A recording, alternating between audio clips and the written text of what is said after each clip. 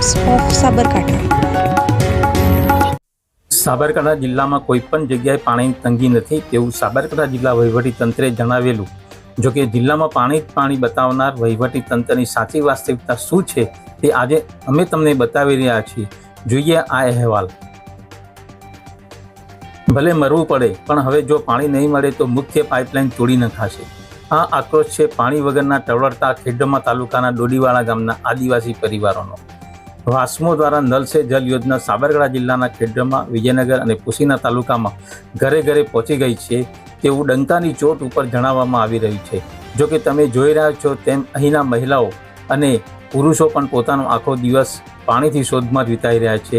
તેમના ગામથી 2 કિલોમીટર દૂર ખેડબ્રહ્માથી અંબાજી તરફ પાણીની મોટી લાઈન જઈ રહી છે। જો કે આ લાઈન જવા છતાં આ લોકો તરસ્યા છે, કેમ કે અહીં જે કરોડોનો ખર્ચ નલ સે જલ યોજના હેઠળ કરવામાં આવે છે તે અધિકારીઓ અને કોન્ટ્રાક્ટરોના ખિસ્સામાં જઈ રહ્યો છે। સાંભળો આ લોકોની આપવીતી। हमारे पानी की घनी तकलीफ है। हम जाइए तो डूंगरो हार जाइए, 1 किलोमीटर जाइए, जय बोर चालू है, दौड़ी जाइए। अब नानु छोकरू है गोरिया मुहारी जाइए, एटला पानी लीने आवता आवता तो छोकरू तो रोईने मरी जवानुं। हवे एवी अमे एक मीटिंग करी अने अमे बधुं कर्युं એટલે 2-3 દિવસ ટેન્કર મોકલો। એ ટેન્કર આવતો ને ફરીથી બંધ થઈ ગયો। अब પાછી સાહેબ એવી ને એવી તકલીફ છે અમને પાણીની।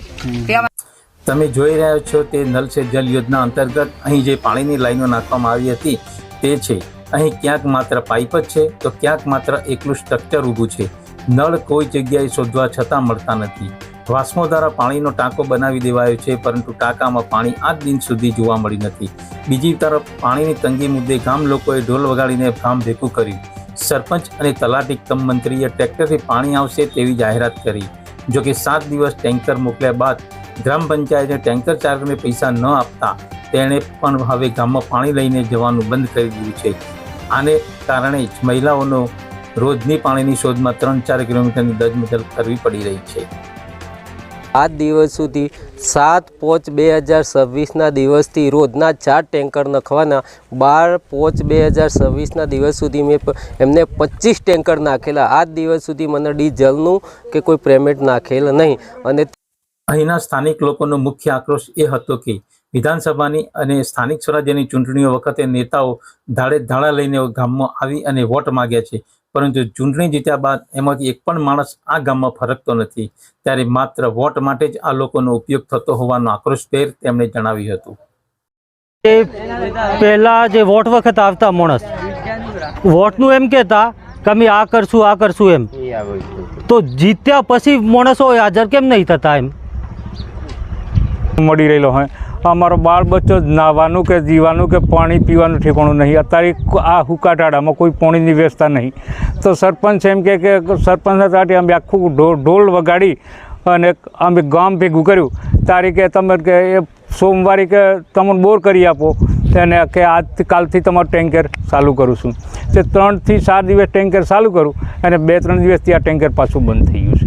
અત્યારે અમારી પરિસ્થિતિ ખરાબ છે। ઢોરનું પાણી નહીં મળતું, એવું માણસનું પણ નહીં મળતું। નાહવા ધોવાનું ઠીક વાત છે, હું તો કોઈ 2-3 દિવસે નાહું, પણ પીવાનું તો પાણીની વ્યવસ્થા જોઈ જાય। કે જો આ 2 દિવસમાં પાણીની વ્યવસ્થા ના થાય તો અંબાજીના હાઈવે ઉપરનો જે મેઇન લાઇન પાણીની વ્યવસ્થા છે અંબાજી પોછીના એ વિસ્તારોમાં માણસ દેખાય, આ વચ્ચેના વિસ્તારોમાં માણસ નહીં દેખાતો। આ બેનો જોડે જે થવું હોય થાય, સરકારને જ્યાં જે કરવું હોય એ કરે, મારવા હોય તો મારી નાખે, પણ જે હાઈવે ઉપરની મેઇન લાઇન પાણીની છે ને એ અમે આ 2-3 દિવસમાં તોડવાની કોશિશ કરું। તોડું એક દિવસ નક્કી। સાબરકાંઠા જિલ્લાએ કરોડો રૂપિયા નલ સે જલ યોજના અંતર્ગત વાપરી દીધા છે।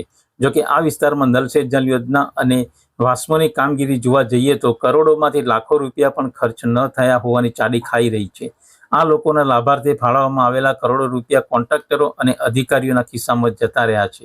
ત્યારે એ લોકોની લાલચ અને નેતાઓની કુટિલતાને કારણે અહીંના સ્થાનિક આદિવાસી લોકોને માથે તો માત્ર જાણે મજૂરી અને પાણી માટેનો રજટપાટ જ લખાયેલો છે।